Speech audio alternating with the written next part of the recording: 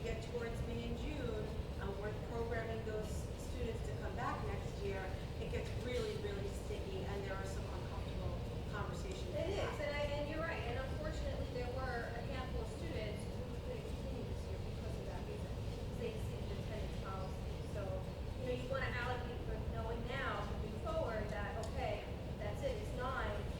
If your child just has like the sniffles, it's gonna be like, you don't have a fever, you gotta go to school, kind of thing. Yeah, Like, yeah, he perfect. very rarely takes off. My concern is 9, and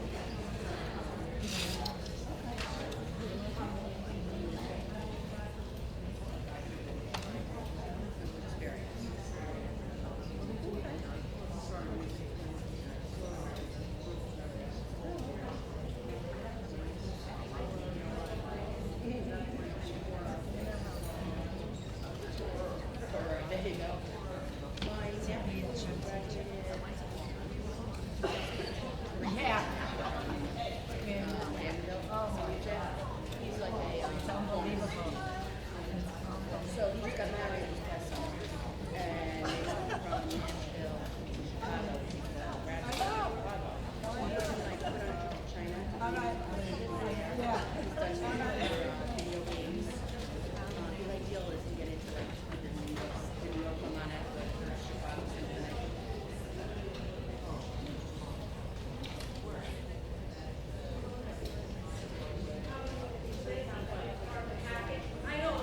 Right, yeah.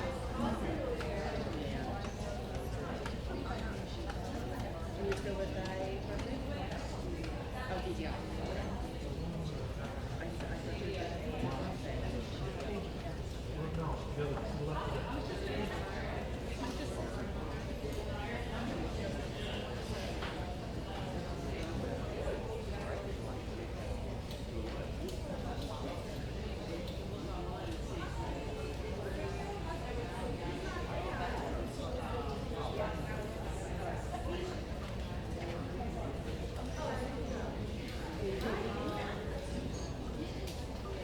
He's working part time at the public library. Yeah, and then he does volunteer at the shelter. He did security for a friend, right? And then security. You have to. You have the regular school vacation, like your, which you follow like the same one as what school, like.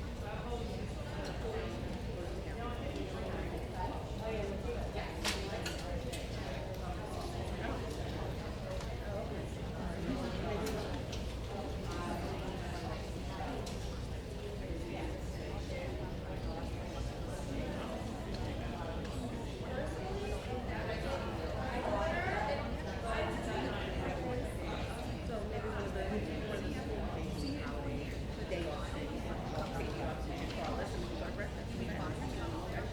I pass my house all the time, I always look in the driveway to see if there's a car there, and there's not. I didn't know that, I know that now.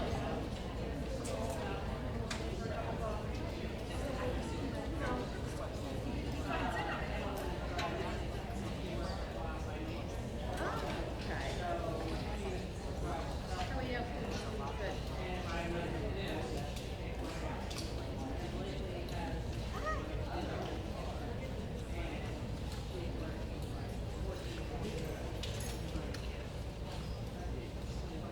St. Martin's is in Rockville Central?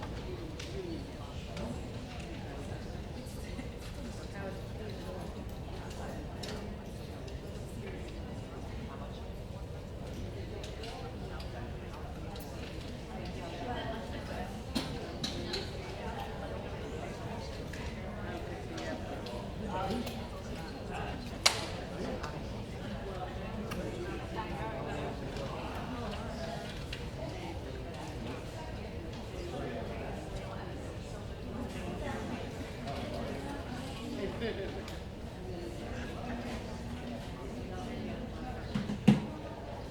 We have two dogs, like Maya, our one dog, she has the spinal cord. We had that was a while ago, and we have Cash. He went through chemo phase. He went through chemo phase, he wound up in remission, and then he relapsed, started the chemo again, he was responding, and it's just something. I mean, the first round, we did everything we could. Thousands of dollars later, and 2 weeks later.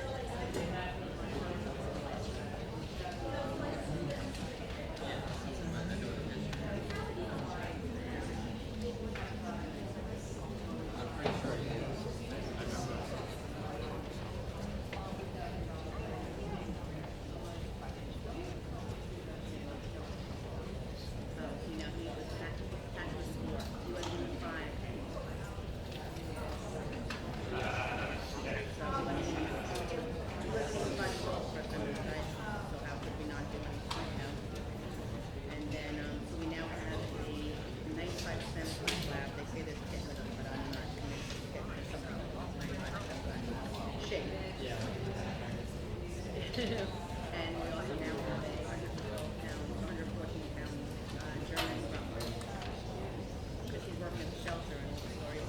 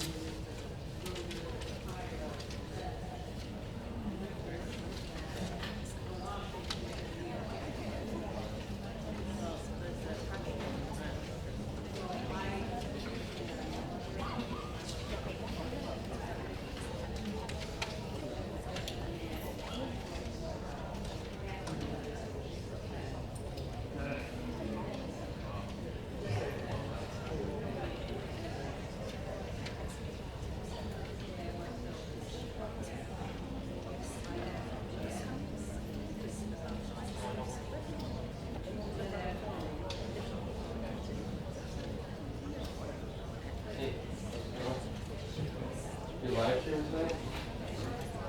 This is the first one we do.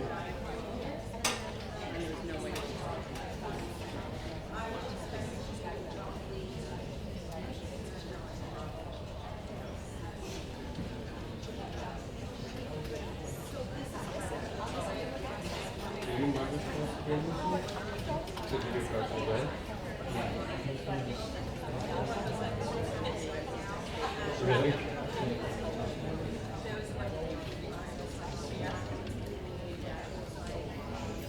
Breaks are So they get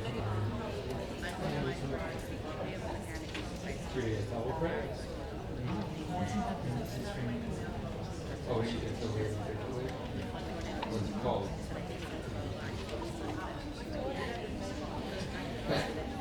Is video production 1 and video production 2 the same period?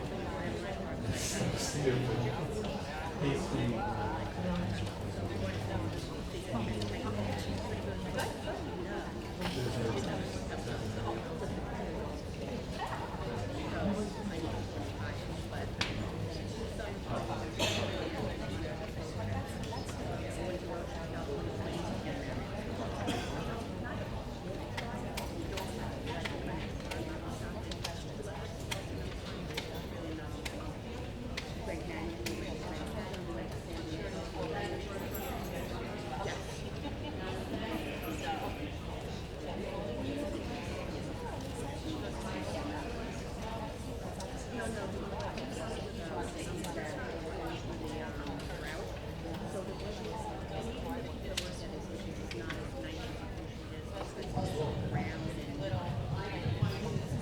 Good evening, everybody.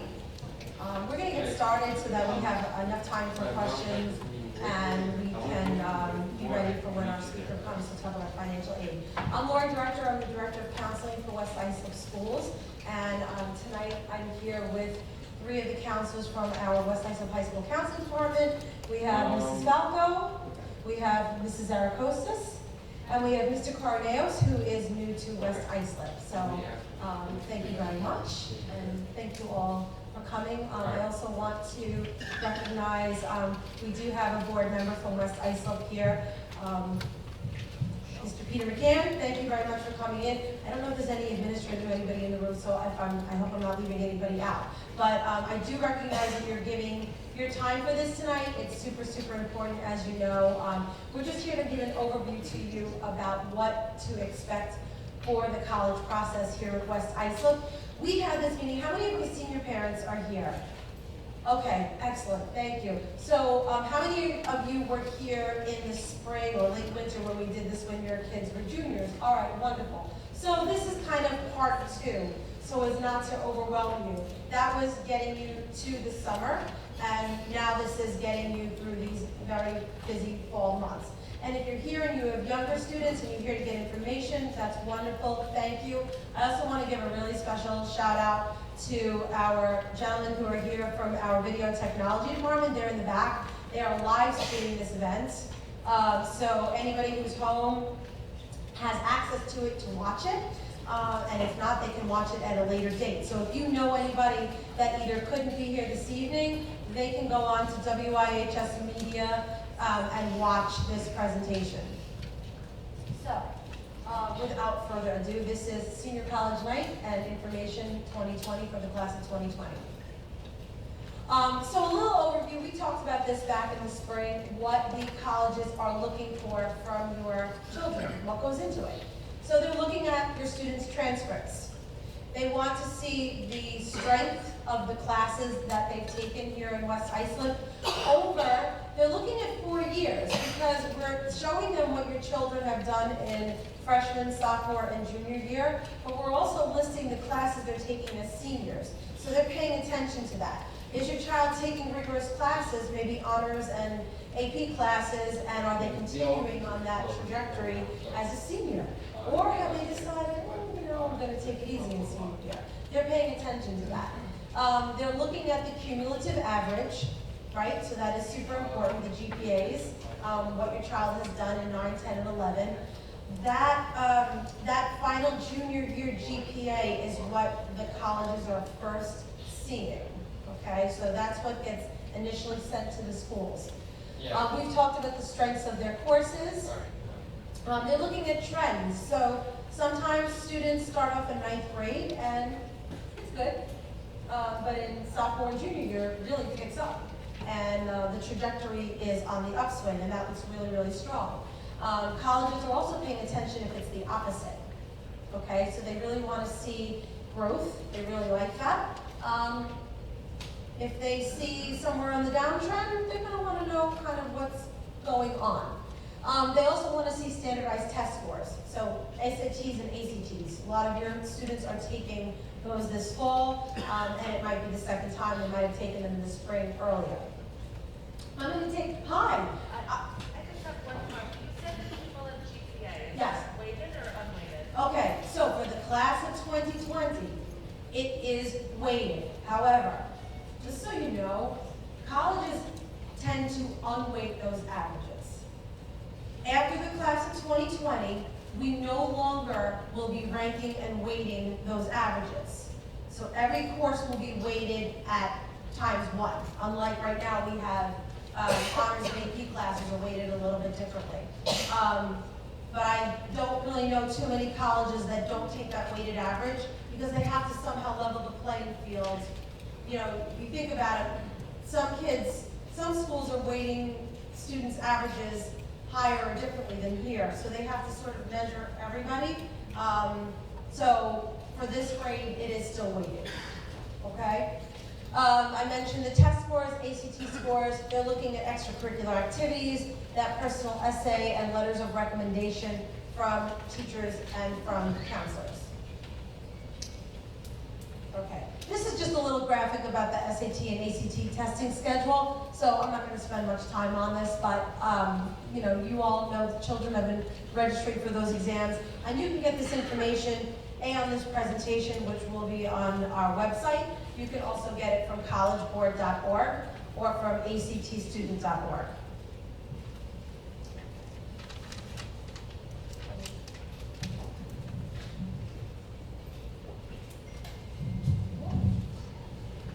Good evening, everybody.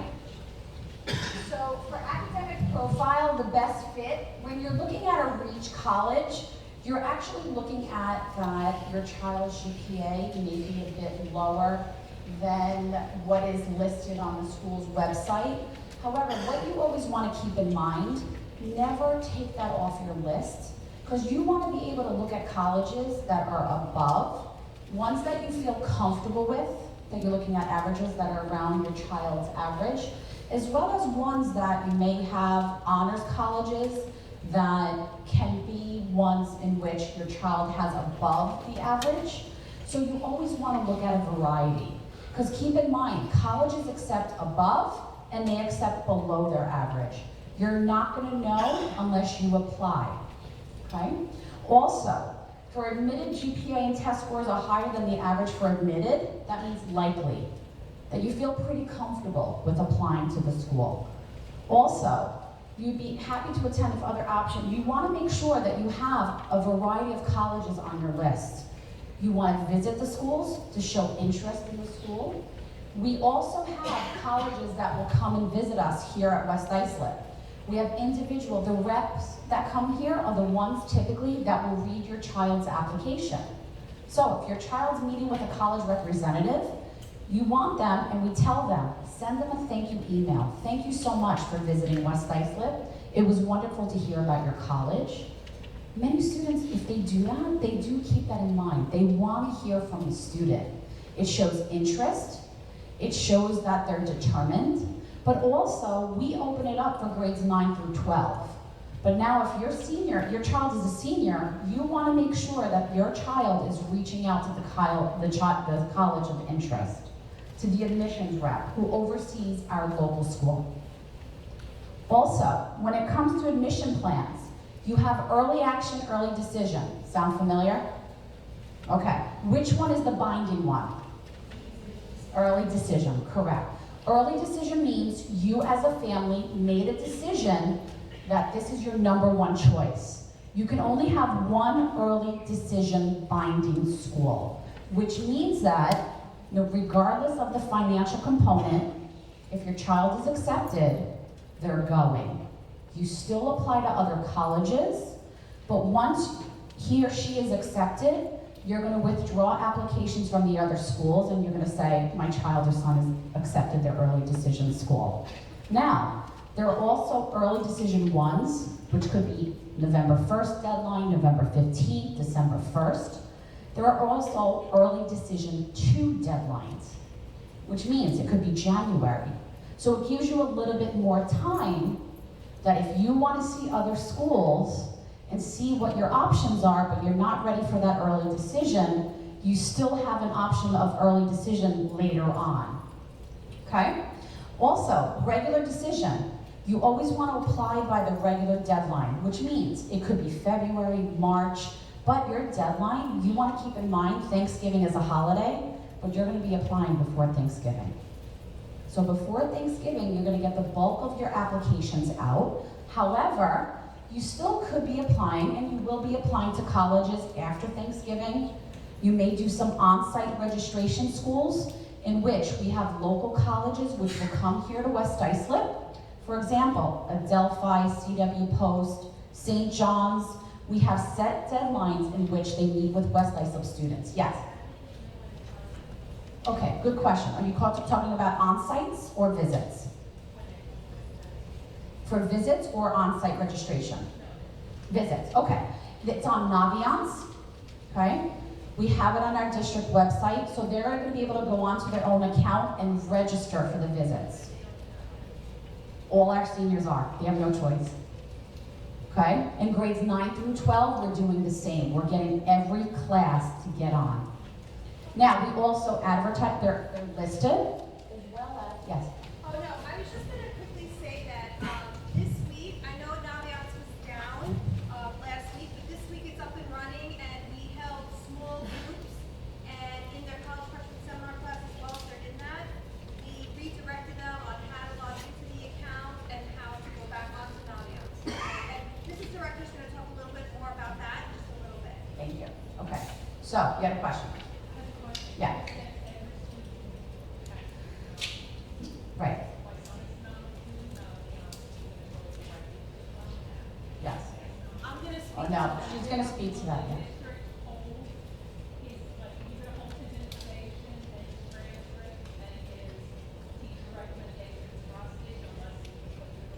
I'm gonna get into all, I promise you, just, and we will answer all questions at the end. I'm gonna explain the whole process and everything about it. If there isn't enough time, then you are welcome to call me or your child. Sure. As long as, yeah, so let's get through this and I will answer all questions, absolutely. Okay, so rolling admissions as well. Rolling means no set deadline. However, as applications come in, decisions roll out, usually between 4 to 6 weeks. And rolling admissions could go all the way through the spring. In addition to the application process, you have obviously the official transcript, which Ms. Director will talk further about how that's going to go to colleges. You have the SAT and ACT scores, in which you do need to release those scores directly to the colleges that you're applying to, as well as discussion of the common application. She'll talk about that further with Naviance, the program itself. CUNY application, because CUNY is not a part of the common application, so CUNY does have a separate process. SUNY now, SUNYs are on the common application. However, Suffolk, for example, is part of the SUNY system. That's a school that comes to visit us on site, so you can meet with Suffolk in person and attain. And this is for all colleges that are a part of the on-site registration. You get the decision in person when you meet with that college rep here at West Islip.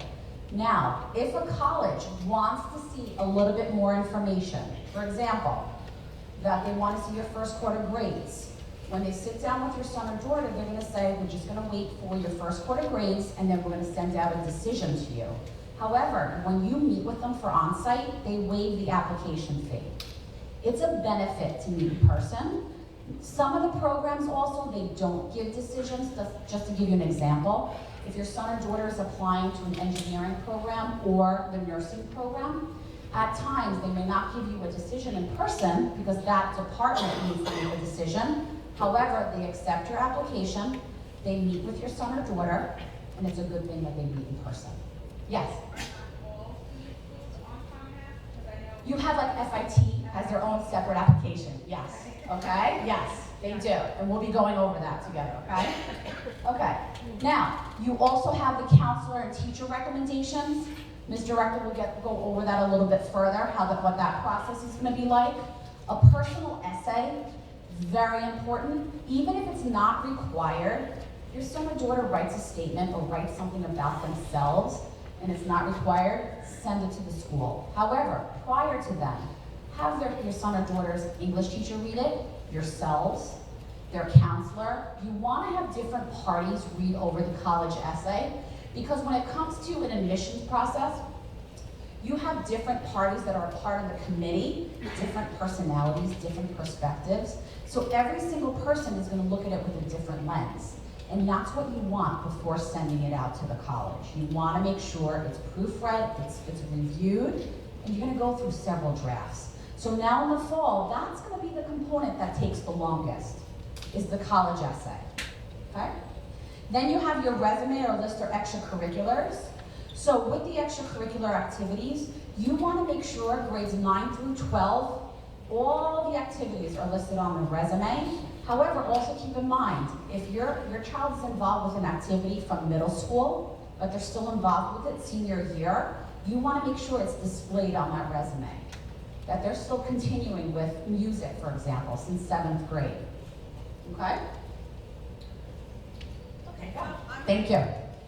I'll speak a little bit to Navient. So We've been using Naviance in the district for, how many years, would you say? Just in terms of using the, looking up college information, since before I got here, so maybe 7 years, 5 years, okay. But the key piece that we have not been using, and now without getting too much into state regulations, we have a new state mandate for school counseling. For the first time, we have to have a plan. We're going to talk more about it actually at a Naviance night in October. But what that means in terms of college applications, we were one of a very small, like 3 districts on Long Island that were not using it to its fullest potential. So what this is allowing us to do is to capture data that we weren't currently capturing. We weren't capturing data on post-secondary. We can now get that and see that and assist students with making better decisions in the future by integrating Naviance with Common Application. So what does that mean? We have been going into the classes, so the counselors have been meeting in groups with the seniors that are not in college freshman seminar. The students who are taking college freshman seminar have been working with their teachers, or I have been visiting those classes, and I see some of the students in the audience, to come in and make sure that everybody is back up and running with their Naviance accounts, number one, and that the matching process is happening.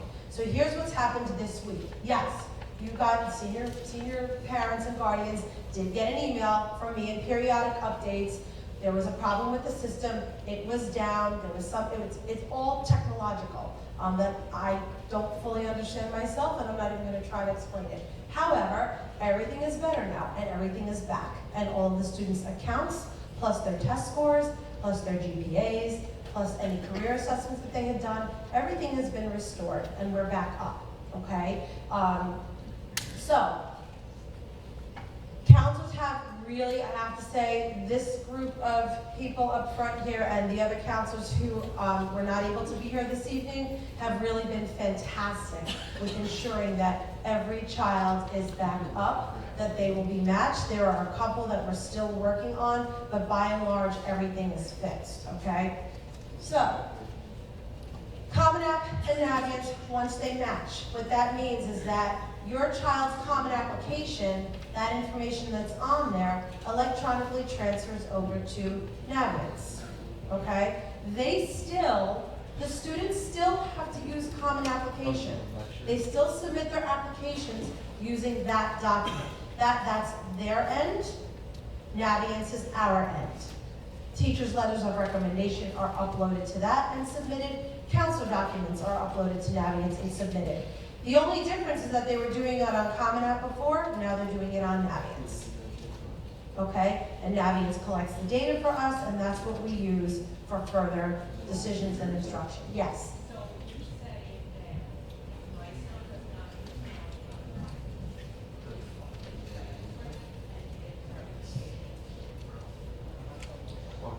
So we would never purposely hold something up for a child, but here's how it works with Common Application.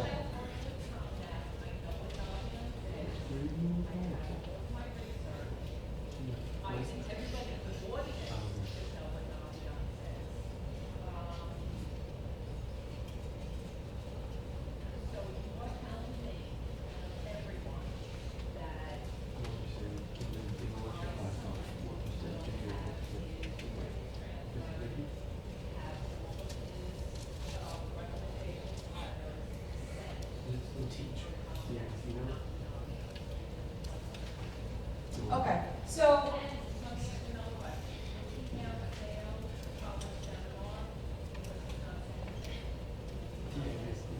not at all, absolutely not. So no child is failing college freshman seminar because of this, and we wouldn't. And I'm just. So what I think probably we need to do is maybe have a conversation about. Okay.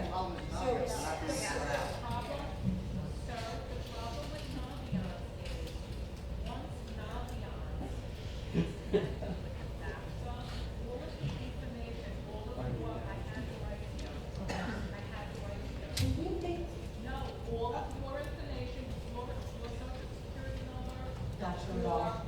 Yes, it is true, and here's the loophole that the district signed, so So here's what I will tell you, and actually I'm glad you're bringing it up because data privacy is a huge, huge focus that we have been. I'll be honest. Can I finish what I'm They're saying not- so that I they're can? not selling information. They're not Right. collecting and selling information.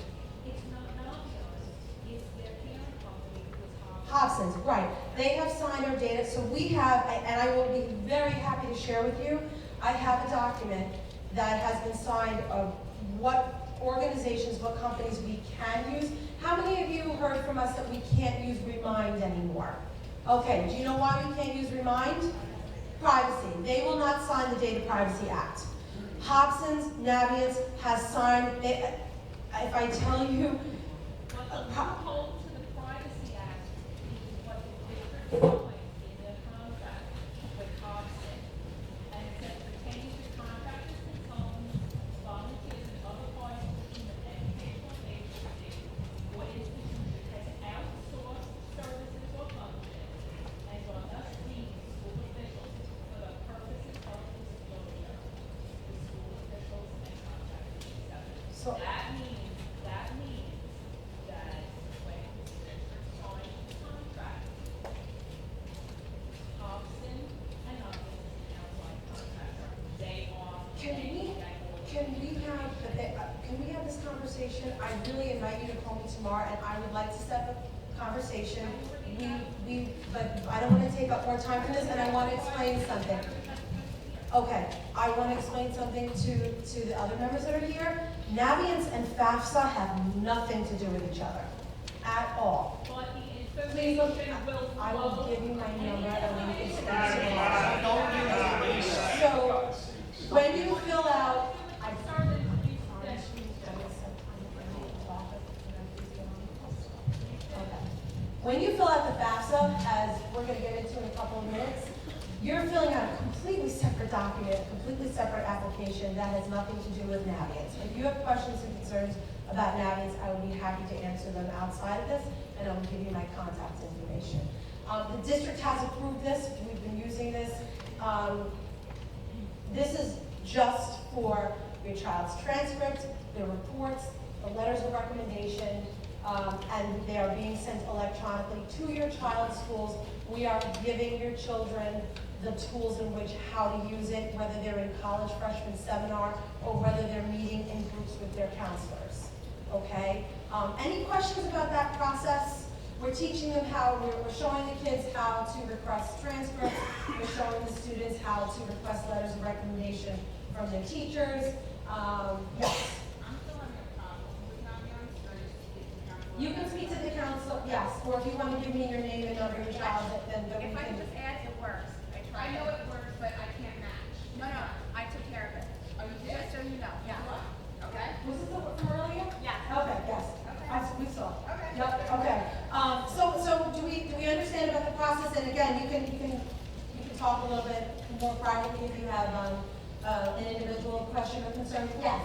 They're meeting now, the groups, like kids that are not in the hub. Absolutely, Yeah. yes. When is that going to be done? Like now? We already did that. And then whoever We met can with make. everyone any student who's not in college freshman seminar, we met with them on Monday and Tuesday of this week. And if they couldn't make the meeting, they're meeting individually with their counselor. Okay, then she had to come down. My daughter was sick Monday, Tuesday, then he just come down and the appointment. Yeah, so we have a record of who did not attend the group workshop, in the library instructional classroom, and that individual counselor will be calling them.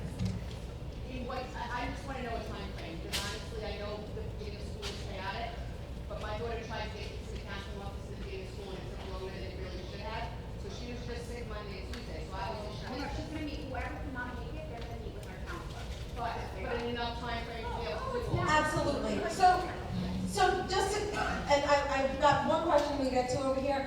We're in a good place in terms of time. The first applications, and I just asked the councils today, does anybody have an October 15th deadline? And I don't know if any of you out here have an October 15th deadline, but you can submit your common applications when you're ready, okay? And I would say really, like, don't rush through it, and you've got some time. If you have an early decision or an early action November 1st deadline, and you're ready on October 20th, great, you can hit submit. We're gonna hit submit, we may be ready October 20th, it may be October 25th. It doesn't have to align. But we will get your documents out by the deadlines, that we can promise you. Okay? So right now, we are finalizing GPAs and transcripts. They're gonna be uploaded, they're gonna be ready to go. So these are kinds of the behind the scenes things that are happening right now in the counseling office. I just had a hand over here and then I'll answer your question. Did you? Okay, yes. Sure. Okay.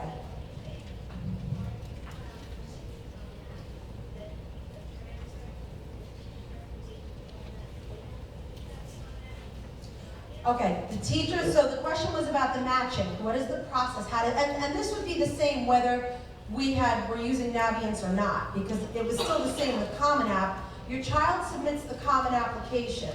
That is your child submitting an application to college, right? We, on our end, submit our documents. It may not be the exact same day and time that your child is hitting send on the Common Application. That's okay, because everything gets matched together in the college admissions office. Okay? Yes, and that was whether it was Naviance or not. Yes, we always, so the things that we send out, the letters of recommendation, teachers send their letters of recommendation, we send the counselor letter of recommendation, plus there are some reports, there's a school profile, there's obviously the transcript, those things we send out. You do not, no. As a matter of fact, just one quick second. On the application, on the Common Application, and this is nothing new, this has always been there, your child has to click a FERPA waiver, saying that they waive their rights to see any letters of recommendation. But that is something they're being asked to do. Do you waive your rights to see them? Do you not waive your rights to see them? Okay? Well, right, and exactly. And we sent those home just to, take a look and see if there are any errors or, and yes. They were on that was a 99. Right. Right. It would, those reflected those other ones. Those draft copies are the same reflection of what's already in there. So it just, if there was nothing, I don't think we got too many errors, but we always do that just as a precaution in case we don't want to send out incorrect information. So yes, did you have a question? So when my son applies to college with contact, we didn't have to do the district, so you can send over the Naviance app to that same school? No, so what happens is that if there's a request, so this is what the students are telling us. First of all, the kids are coming down and talking to their counselors. The counselors are meeting with every one of their seniors. They know their deadlines. They know what needs to be done. Plus, the kids are going in and they're saying, I'm applying to these 3 schools, and the deadlines are in there. So the counselors are uploading and sending transcripts by that time. Okay? So he can apply for Common App and then contact the guidance. Exactly. Exactly. And the other question too is, you mentioned the list of recommendation. Mhm. Why should we I mean, it's really a good practice. The colleges don't want to see, they want to ensure the integrity of the letters that they're receiving. If they know that they're getting a letter that maybe your child saw, there's the potential for bias. They don't want it, they want to know that your child has asked teachers to write letters of recommendation that are based upon who they are, that, they didn't sit down with the teacher and say, could you write X, Y, Z about me? And that wouldn't happen. So just as a general rule and a general practice, they ask that students waive their rights. It's your choice, really. It's a child's choice if they want to waive their rights. But I will say that teachers and counselors do not share their letters of recommendation with students.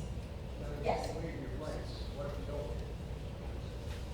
Then you're letting your school know that you're kind of telling the college, I'm not waiving my rights to see it, so there's the possibility that I did see it. I can tell you that in West Islip, the students aren't seeing them. If I could just add, you Yes. don't want to give that kind of message to a college, because that means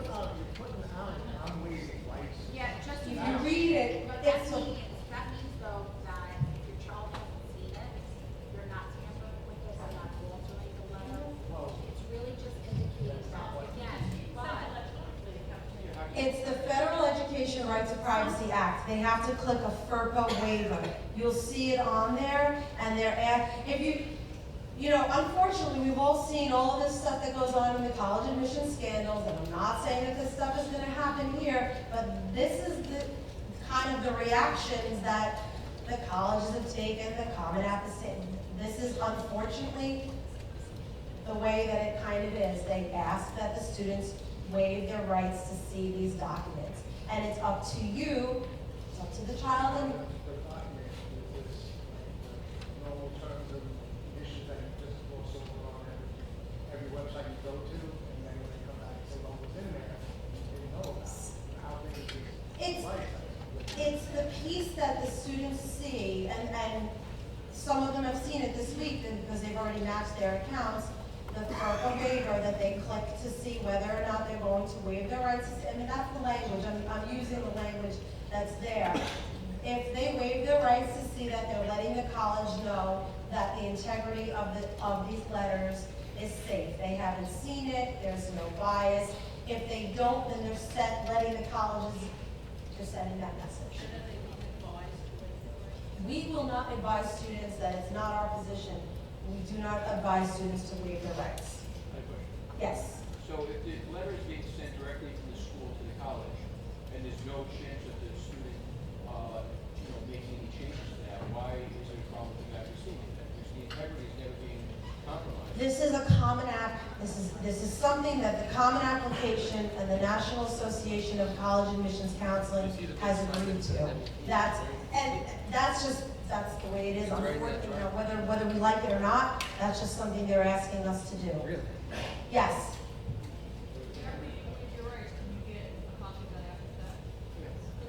It's a good question. I mean, I'm gonna just speak for myself personally, and I'm not writing any letters of recommendation. I do not, in fact, believe in sharing my letters. What was the question? After the whole process is said and done, will you share? You know, that's a very and not because I would never write a bad letter. It's just, you know.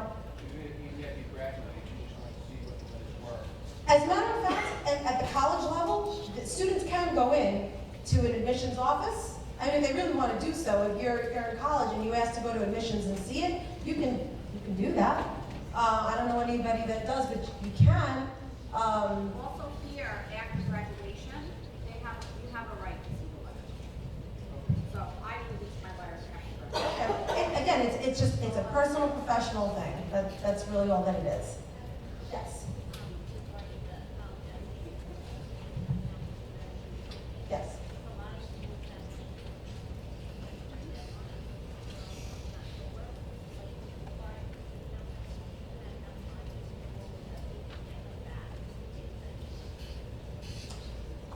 You know, I would say October.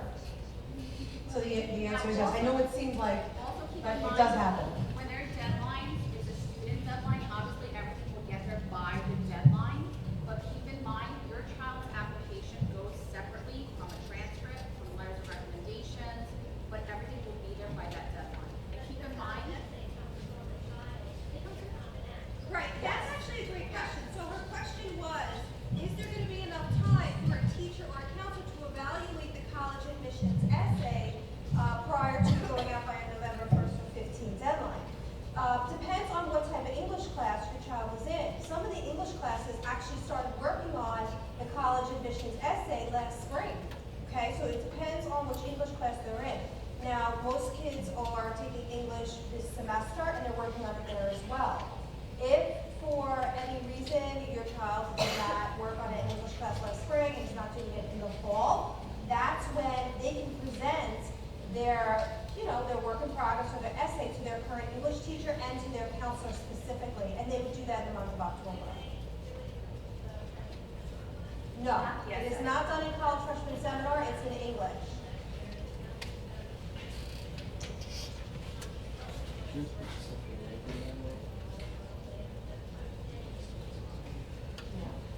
Well, I can't say that I know all the English teachers are fully aware of what the college admissions essay, what the expectations are in it, so certainly she can present that to the teacher as well as to the counselor. And, obviously when we met in the spring, go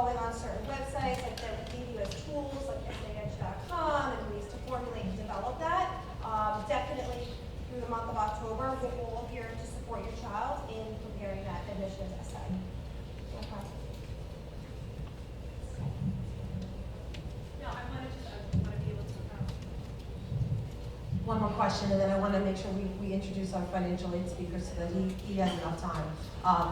Yes. Can you just go over the connection and how Common App and Naviance work together? Okay. What's happening? Naviance is really our piece of it. It's how we send everything, okay? Common App is what your child is going to use to submit their college applications. That is the application. There are multiple schools that they can apply to within that, okay? Naviance is our vehicle for transmitting electronic documents. The two linked up, there are a couple of steps that are taken to match the two, and that in that matching, that allows for the information from the Common App to be transmitted over to the counselor's Naviance accounts. And students have a piece of it, they can see on their end of it, they're able to do college searches, they're able to get information, they can do career assessments. It's a comprehensive tool that we here are using starting in 6th grade. So kids have been using this every single year, but in senior year, we're able to use it to send documents out. Yes?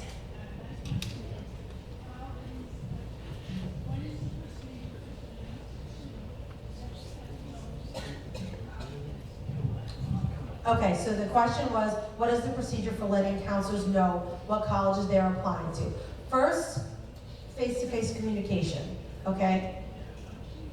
I'm sorry? Well, it's gonna be on, so they're having a conversation where they're speaking about the colleges, so the counselor already kind of knows. But now your child goes home and, oh, you know what, I really wanna put down, I wanna apply to St. John's University, okay? They put that in their common application. That common application is matched to Naviance. Now your counselor sees, okay, I'm also sending a transcript out to St. John's. The student is requesting the transcript, they're hitting request transcript, that sends a little note over to your counselor and they send the transcript. Everything is electronic.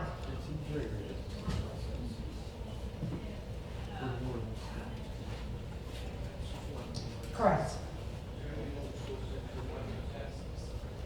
The school sends.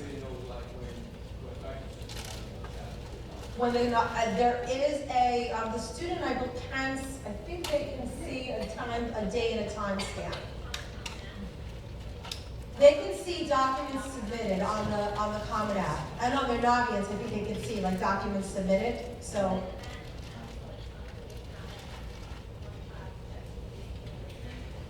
It's automatic. Well, there's like 1 or 2 steps that they have to do, and it lets them know you've been matched. So, and we'll be reviewing and checking that. I just want to make sure that I give enough time. So, if anybody can we hold the questions, or if you want to contact me. How would you say matched? What's matched? It's that electronic link. I know there's matching, there's many ways to match. What data is data moving over? The data that's moving over is your child is applied to 5 colleges. Those 5 college names are being moved over onto Naviance. So none of my financial data. Oh, your financial data is not in Common App anywhere. It's not there. That FAFSA is a separate, and I told the kids, and maybe some of you remember hearing me say it in college freshman seminar, don't answer anything, whether it's on Common App, whether it's on College Board. If it doesn't have an asterisk that says you have to fill it out, don't waste your time. They ask a ton of demographic questions that are not necessary. I don't really know. And every year they're making more and more questions mandatory. Your financial information is not in the Common Application. The thing that links the Common App and FAFSA. Common App and FAFSA are not, you know what, I'll let our financial aid expert speak to that, and he can answer that. Yeah, I'm sorry. One last one, yes. Yes. I noticed today that the deadlines were different on Common App and Naviance. Would you call me and give me an example so I can actually look at it? Okay, thank you. Okay, so now, you've decided you are going to college. Now it's about paying for school, right? The large component that, again, so many scholarships out there, local as well as, like we gave out for FastWeb, We do have Mr. Gordon Rowe here, who is a financial aid. He's the director of financial aid and data operations at St. Joe's College. So he does all the fun stuff every day, day in and day out. So he's going to give us the college perspective of completing the FAFSA and additional scholarships as well as aids that are out there. Yeah, let me just set up my PowerPoint here, folks, and we'll get right underway.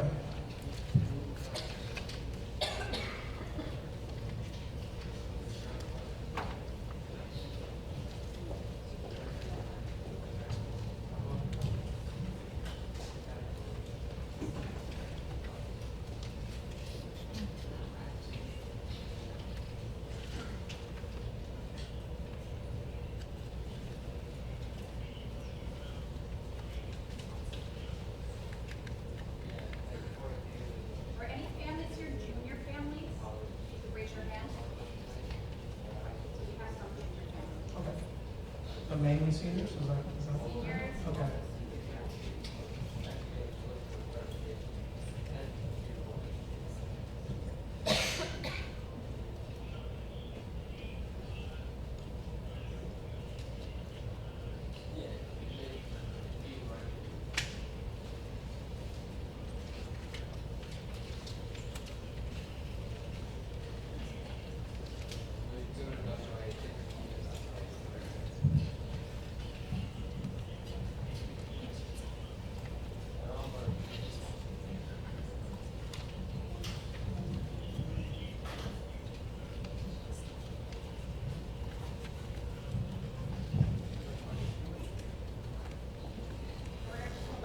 We're also going to make this presentation available online, so we're going to have it up for the counseling department, so we're able to have copies. Okay, folks. Thank you for coming this evening. What I will do is basically give you a primer on the financial aid process. I'm going to briefly describe the different types of aid that are available, and then I'm going to take you through the FAFSA, which is a free application for federal student aid. It is the application that the vast majority of colleges use to determine what type of aid you will qualify for. All right, and then answer any questions that you might have along the way. Okay. So we are basically seniors here, is that right? Okay. So you guys are in the thick of the college search process right now. Would it be fair to say you're interested in more than one college? You're kind of comparing your options? Okay, good. Okay. One thing you want to be aware of, and it seems obvious, but I like to reiterate it. Tuition is going to vary widely from school to school. Okay. You're going to as you're doing your college search, as you're visiting the different campuses, going to college fairs, things of that nature, collecting each college's literature, somewhere in there is going to be their tuition, okay? And you're going to see some scary numbers. I'll be honest with you, all right? You're going to see some schools that are reasonably priced. You're going to see Stony Brook is about $8,000 per year, all right? But you're also going to see some private colleges that are $30,000, $40,000, $50,000 per year, all right? What you want to keep in mind is that's the unsubsidized price. Okay, so that's the price before any scholarship, that's the price before any type of federal student aid, before any state aid, before any discount whatsoever. All right? So basically, don't discount a college based just on their sticker price, because that's only half the equation. How do you apply for aid? You fill out the FAFSA. Okay? What it does in brief is it takes your family's finances, it subjects it to a calculation that's negotiated into law each year, and it produces a number called the EFC, or Expected Family Contribution. That EFC is basically a measure of your family's financial strength, and colleges can use that to award their financial aid, not scholarship, but grant money, need-based aid. It also determines who receives financial aid from the U.S. Department of Education. All right?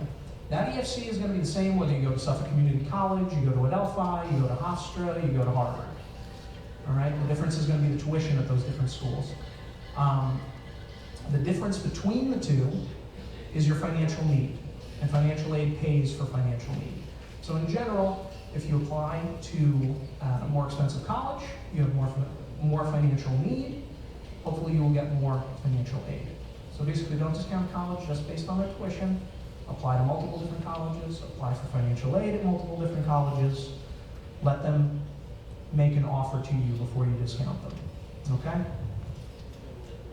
These are the different types of aid that are available. There's free aid, scholarships and grants. That's the good stuff. That's the stuff you never have to pay back. Then there's what's called self-help. Self-help is any type of financial assistance the student has to do something in order to receive. So in the case of a federal student loan, or any student loan, that student is going to be signing a promissory note saying, I understand I'm borrowing this money, eventually I have to pay it back.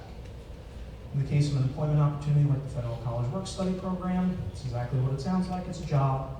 The student will work hours in between their classes, can earn some money to help pay their tuition, or can go right into their own pocket for their own private expenses. Alternative loans I'll touch on in a later slide. And payment options. Let's say after your scholarships and grants, you still have a tuition bill that needs to be paid. College isn't going to expect you to pay that all on first day classes, okay? You can make an arrangement with their college's bursar's office or business office to break that out into a monthly payment, okay? Okay, scholarships are awarded based on merit. So if the student has a good GPA coming out of high school, if they have a good class ranking, if they scored well on their SAT or ACT, or ideally all of the above, and they're casting a wide net by applying to multiple different schools, likely you'll receive some offer for academic scholarship. Most colleges have a range of scholarships.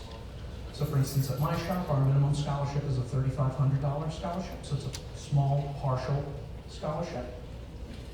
Our maximum is a full tuition scholarship, a full ride, so to speak. Most colleges will have something similar to that, a range of scholarships that they offer. So when you are visiting the campuses, speaking with admissions officers, admissions members, you can discuss with them what you might qualify for. In general, the better your GPA, the better your SAT score, the more scholarship funding you'll receive. There are scholarships for athletic ability, so if you're a talented athlete, you're going to a Division I or Division II, NCAA Division I or II college, you might be offered an athletic scholarship. There are also outside scholarships. Has anyone started an outside scholarship search yet? A couple people, cool. I'd recommend everyone do this, okay? That being said, I wouldn't recommend that you just Google the word scholarship, okay? Because you're gonna get a bunch of junk. Instead, you want to do a targeted scholarship search. These are the two sites that I recommend, fastweb.com, favorite among high school guidance counselors. It is a free scholarship search engine, okay? It's ad supported, so you're going to have to scroll through a McDonald's commercial before you get to the actual survey itself, but it's worth your time. And collegeboard.org. College Board is the same organization that conducts the SAT each year. They also offer a free scholarship search on their website called Big Future. Okay? The way these work, you answer a survey about the student, what colleges they're interested in, what degree programs are they interested in? Are they interested in business, criminal justice, medicine, etc.? What are the students' extracurricular activities? What do their grades look like? Okay, and so on and so forth. They will then compile a list of scholarships that the student can apply to. All right, typically a student's going to have to write an essay. All right. But if it's a local scholarship, they might also have to do a little phone interview, okay? Or the organization offering the scholarship might want to see a resume, all right? So it takes a little bit of time to apply to these different scholarships, but it's worth your time. Because these, again, this is gift aid. This is free money. This is aid that never has to be paid back. You're going to see a wide range of scholarships on these sites as well, all right? You're going to see the Coca-Cola scholarship, which I think is $10,000 this year. You're going to see the Atlas Shrugged Essay Contest, another high-value scholarship. I think it's $15,000 or something along those lines. You're also going to see local and regional scholarships for as little as $100 or $200. Don't neglect those, okay? Definitely apply for those, because typically those lower value scholarships will have a smaller applicant pool, so your chances of receiving them are greater. And although $100 or $200 might seem like a drop in the bucket compared to the full cost of tuition, that's still gas in the car to get to campus, that's books for a semester, okay? Still worth your time. Okay, grants. Grants are the other type of gift aid, and they are awarded based on financial need rather than academic merit. and the FAFSA is the metric for financial need that most colleges will use. So here are a couple of examples. From the federal government, there's Pell, okay, and that offers up to $6,195 each year to students whose EFC on the FAFSA is below a certain threshold. So if your EFC on the FAFSA is below about 5,800, you will qualify for Pell at whatever college you decide to go to. The closer your EFC is to 0, the more Pell you get, all the way up to the 6,195. Uncle Sam also offers SEOG, or the Supplemental Education Opportunity Grant. That's a supplement to Pell. So if you qualify for Pell, you might also qualify for SEOG. And that offers up to $4,000 on top of Pell. And it is typically awarded to students whose EFC is very close to 0. All right?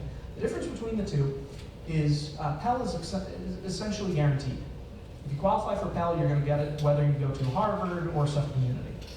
SEOG is called a campus-based award. So basically, every college is given a lump sum that they can award for a year, and once it's gone, it's gone. Okay? So this is a good reason to fill out your FAFSA as early as you can. All right? The earliest you can fill it out, seniors, is October 1st, so next Tuesday, I believe. That's October 1st, right? Yeah. Okay. From the state, there's TAP, or the Tuition Assistance Program. That is a grant specifically for New York State residents attending a school located in New York State. So you won't be eligible for this if you go out of state, but if you stay in New York and you go to a SUNY, a CUNY, or a private college, any school located within New York State, you can qualify for TAP. Okay? You have to fill out an additional application for TAP. When you fill out the FAFSA, if you put a New York State school as your first school on FAFSA, there'll be a link right at the end to take you right to the state application. There are also New York State Merit Scholarships, and they're based on the student's performance in the regions. Okay, and they can have awards up to $1,500 per year.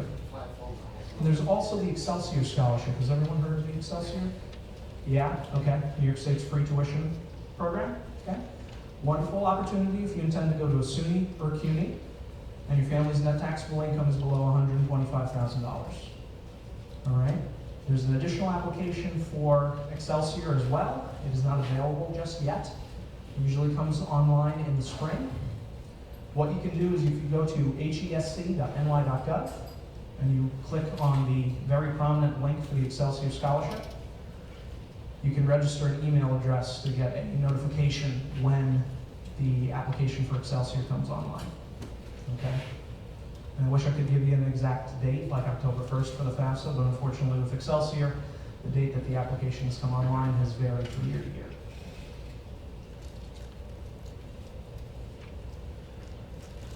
Okay.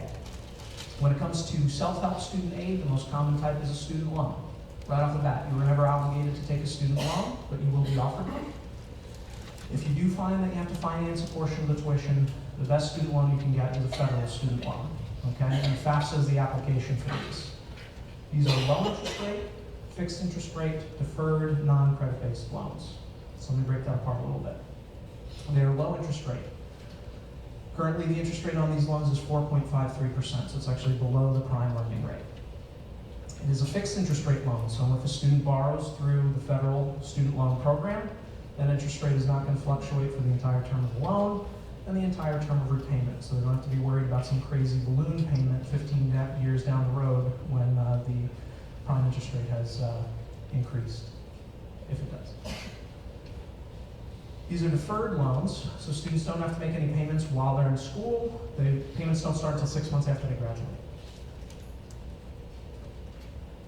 And they are not credit-based. It's actually called the Guaranteed Student Loan Program. If a student is going to an accredited college, they fill out a FAFSA, they're taking at least 6 credits, and that's typically 2 classes per semester, right? Half-time enrollment. They will qualify for these student loans, but there's a limit to the amount a student can borrow each year. A freshman can borrow up to $5,500. If they display any financial need through the FAFSA relative to the cost of the college, a portion of that the government will subsidize and make it interest-free while they're in school. And the maximum of that subsidy is $3,500. If a student completes enough credits to be considered a sophomore, Those limits go up. They can borrow up to $6,500, and up to $4,500 of it can be subsidized and interest-free. For upperclassmen, the limit goes up again. They can borrow up to $7,500, $5,500 of it can be subsidized and interest-free. The other loan the government offers is called Parent Plus. This is a loan in the parent's name, not the student's. So this is a loan parents can take on behalf of their child in college. Also has a fixed interest rate, though it is somewhat higher. It is at 7.08% currently. Also can be deferred, but it is not by default. Whereas the student loans are deferred by default, and students don't have to make payments. By default, Parent Plus, parents have to make payments right away. Okay? They can elect to defer it if they so choose, and that deferment would have the same terms as the student loan. It would be after they graduate. This is also a credit-based loan. So parents have to pass a credit evaluation before they are offered Parent Plus. If they don't meet the Department of Education's credit requirement, the student themselves is not penalized. They would actually be offered an additional $4,000 student loan. So for instance, freshmen, if their parents apply for Parent Plus and are denied, instead of that $5,500 limit, they would have a $9,500 limit. An additional $4,000 would be unsubsidized though, so there would be interest on it. I know that concept's a little shaky. Is that clear to everyone? Okay. Between subsidized and unsubsidized, Yeah. is that subsidized is no interest accumulated while in college? While in college. Unsubsidized, why they are. There is interest on it, yeah.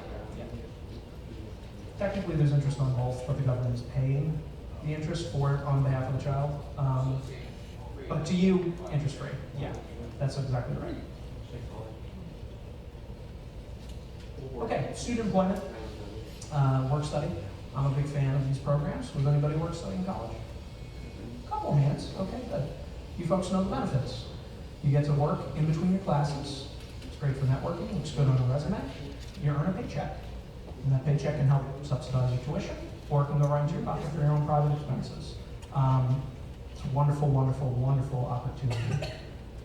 Creates a community on campus. You get to interact with professors and administrators outside of a classroom setting. If you impress them, they can write you a recommendation for a job, a graduate assistantship if you want to continue your education into graduate study. All right. Even academically, it's a good idea because the studies bear out year after year. The college work study participants actually perform better in their classes than do their non-working peers. So there's really no downside. If you are interested in a college work study position, there is a question on the FAFSA that asks, are you interested in federal work study? You would answer yes. In order to qualify for federal work study, you have to display some financial need on the FAFSA. If you do not, it's okay. Most colleges have what's called institutional work study or campus-based employment. All the same benefits, the only difference is you're going to be paid by the college instead of Uncle Sam. All right? Wonderful opportunity. Okay, and then finally I'm going to talk about alternative loans very briefly before we get into actually filling out the FAFSA. All right? These are going to be private student loans offered by lenders that are not the U.S. Department of Education. So everyone's heard of Sallie Mae, right? Okay, Sallie Mae is the largest student loan lender. There's also Discover Student Loans. Locally, there's Teachers Federal Credit Union. They offer student assistance loan. In general, these tend to be more expensive in the long run, okay? For a couple of reasons. Number one, they're going to be credit-based, okay? And the credit is going to be on the student, okay, because they're the ones borrowing the loan, and any cosigner that they have. So there's a credit implication for the entire family. So if mom, dad, grandma, grandpa cosigns the student loan, okay, their credit will be evaluated as well. Interest rate is somewhat higher. It's at 5.25%. That's the prime interest rate currently. All right. So the interest rate will be based on the credit worthiness of the borrower and the prime interest rate. So if you have good credit, or the student has good credit but not great credit, they might be offered a prime plus 1 loan. So that'd be 5.25% plus 1 point. So a 6.25% interest rate. So quite a bit higher than the federal loans. Also, in general, these are going to be variable interest rate loans. Okay, so when I started in financial aid about 14 years ago, prime interest rate was hovering around 8.5%. It's no indication it's going to go that high anytime soon, but what you want to keep in mind, student loans, students are going to be paying them for 10, 15 years after they graduate. Okay, if the interest rate, prime interest rate goes up, interest rate on those loans go up. So in general, these tend to be more expensive in the long run. All right. what I recommend to you is maximize your scholarship and grant opportunities by applying to multiple different colleges. Okay? Absolutely filling out your FAFSA. Look into outside scholarships through FastWeb and College Board. All right? Speak with the college administrators about what they offer in terms of scholarship and also need-based grant funding. Once they get your FAFSA, they're not just evaluating you for Pell and TAP, they're also going to look at what type of need-based grants they can offer in addition to scholarship. Right? The great thing about gift aid is they stack on top of one another. So partial scholarship can stack with Pell, can stack with a need-based grant from the college, can stack with TAP. The uppermost threshold is the full cost of tuition. All right? If you do have to finance, go with your federal student loans first. Okay? Leave your alternative loans as your last option. Yeah? My question is, if your child is 17 starting college, are there any issues with that applying for loans? Not at all. Okay. No. No. Definitely not with your federal student loans, typically not with private loans either. They can still apply for a student assistance loan at 17. They will very likely need a cosigner. Okay? Generally, because a 17-year-old doesn't have a significant credit history. Okay? They don't have any mortgages, they don't have any car loans, or if they do, so they will typically need a cosigner, usually mom or dad. Okay? Okay. Any other questions before I move on? Yeah. When my daughter went to college, after I got through filling in facts and all that, most of the private schools required us to fill out another financial aid. CPP or like CSS profile? Yes. It depends on the colleges you are applying to. The CSS profile is used by about 400 colleges nationally. So it's actually, that's less than 10%. So you got lucky. Those colleges, typically more selective schools, are the ones that will ask for the CSS profile. Okay? Do not fill it out unless they ask you for it, because it is not free. Yes. The FAFSA is free. Yeah, it starts to add up. Also, there are some schools that have historically taken CSS that no longer do, but they might still be on the CSS registry. So ask the college or visit their website, make sure they actually require it before you need to fill it out. It goes into, it's much more in depth with your finances than the FAFSA. So if you don't have to fill it out, don't. Okay? All right. Moving on. Just real briefly before I get into the FAFSA itself, I want to caution you about identity theft. We saw this craziness, is it 2 years now? 2 years ago with Equifax, right? Hope everyone gets their $125. There are, in college financial aid, some much smaller identity theft concerns. In brief, make sure you fill out the FAFSA on the correct website, okay, which I'm going to show you in a moment. It's FAFSA.gov, okay, not .com or .org or .net. All right. Be very cautious with who you give your information to, okay? If you are speaking with a financial aid professional, make sure that they are associated with a college, all right? There are some unscrupulous financial firms out there that will offer a product called financial aid advocacy or something along those lines, where they will charge you several $100s to fill out the FAFSA. Okay, First Step in FAFSA is literally for free. It is the free application for federal student aid. You do not have to pay anyone to fill it out, okay? As you're going to see in a moment, it's rather straightforward. If you do have a problem filling it out, talk to a financial aid office at a local college. Everyone that I've ever been associated with will help you fill it out for free, all right? Also, if you get any mailings regarding scholarship, it seems obvious, but people have fallen for this.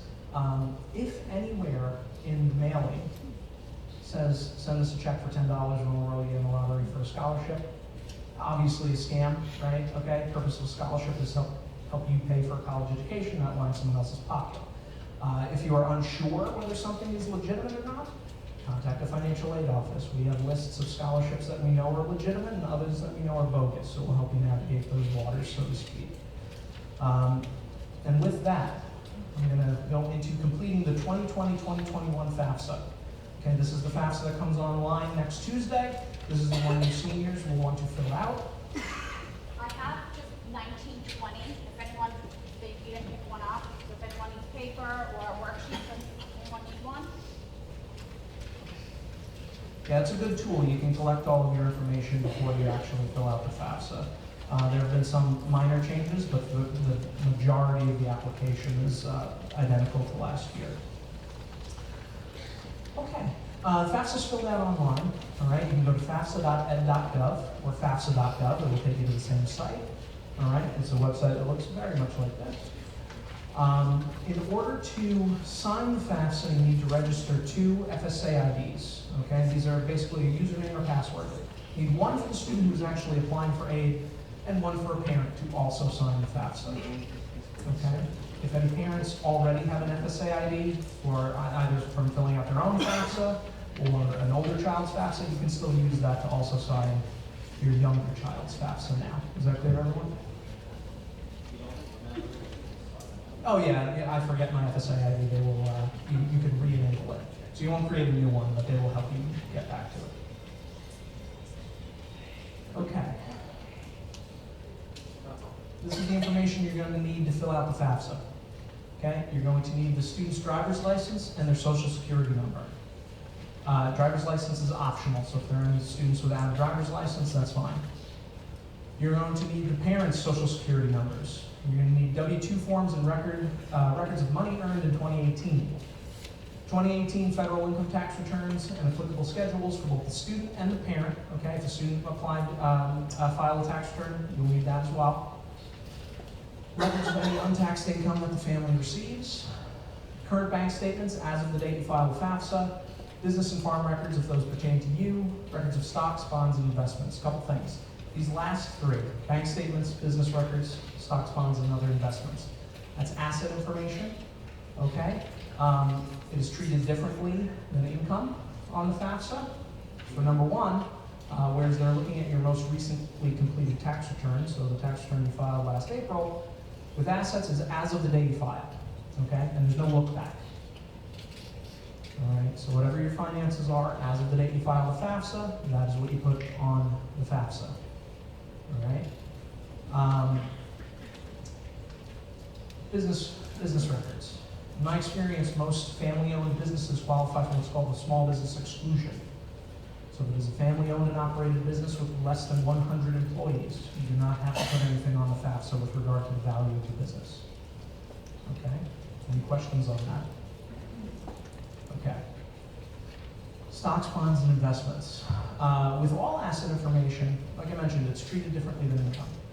Based on earlier questions on the FAFSA regarding the size of the household, the tax filing status of the parents, how much you earned in income, how much you paid in taxes, and sundry others, the FAFSA may determine that you do not need to divulge asset information. So it may bypass them entirely, okay? Or ask you if you want to divulge them and give you the option to answer no. My recommendation to you is have them ready in any case, just in case the FAFSA does ask for them. So you don't have to save, leave, and come back. You can throw it all in one shot. Is there any commonality on when we ask for assets or not ask for assets? Commonality, yeah. It's a little more nuanced than that. If you qualified, okay, so there is one that will automatically exclude assets. If you qualify to fill out what's called a 1040-EZ, or an easy short form tax return, it will automatically bypass your assets. Okay, but other than that, it's a more nuanced equation. You can't shout out your income. I can't tell you whether it'll bypass the assets or not. Okay, it's also not all gloom and doom. When we actually get into the nitty-gritty of the finances, you're going to see that they only look at a small portion of what your assets are. Okay. All right. Okay, self-explanatory. You're going to put in the student's name, their date of birth, as well as their social security number. You're also going to answer their state of residence. Okay? The FAFSA is then going to ask a couple of eligibility questions, all right, determine the student's eligibility for federal student aid. Is the student a citizen or an eligible non-citizen? In general, if the student has a permanent residency card, they are eligible for federal student aid. It's going to ask what the student's marital status is as of the date they're filing the FAFSA. Selective service registration, that's going to be for the gentleman. So at 18, guys have to register with selective service to qualify, for any type of federal entitlement, federal financial aid included. You can file for selective service on the FAFSA itself. Grade level, you're going to indicate freshman. Already have a bachelor's degree, you're going to indicate no. Convicted of selling illegal drugs, hopefully that is a no as well. If it is not, you lose your eligibility for federal student aid for a period of time and you get it back. Second offense, you lose it for a longer period of time and then you get it back. Third offense, 3 strikes, you're out. You lose it permanently. Okay. Schools to receive the FAFSA. You do not have to fill out a separate FAFSA for every college that you are interested in. You can list up to 10 on a transaction of FAFSA. Okay, you do this by way of a school code. There's a search feature on the FAFSA at this time. You enter the name of the college and the city in which it's located. It will put in that school code with you, for you rather. So Stony Brook University, Stony Brook, New York, puts in Stony Brook's. St. Joseph's College, Patchogue, puts in ours. Okay, we'll do so on and so forth for every college that you are interested in. And then for each of those colleges, you're going to indicate a housing plan that best describes the student's living situation for their freshman year of college. Okay?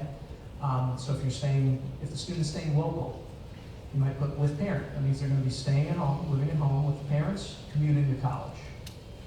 If the student's going upstate or out of state, you might put on campus. And what that tells the college is that student's going to be seeking to dorm. All right? So they will construct a financial aid budget for that student that includes room and board. And if they offer any type of financial assistance for room and board, they will know to target that student for that. Okay, make sense? Hey, Rob, you Yeah. can go over if you have more families are applying to more than 10 colleges. Oh, yeah. What do they do? Okay, so on your first transaction of the FAFSA, you can list up to 10 schools. All right, if you are interested in more than 10 schools, once you submit the FAFSA, after about 3 days it has been processed by the Department of Ed, it's been sent to those 10, then you get access back to it, you can go back on, you can delete those 10 schools off, they already have it. You can add another 10 and send a second transaction of FAFSA. Right. There is a transaction limit, it is 15. So if you're interested in more than 150 schools, you're out of luck.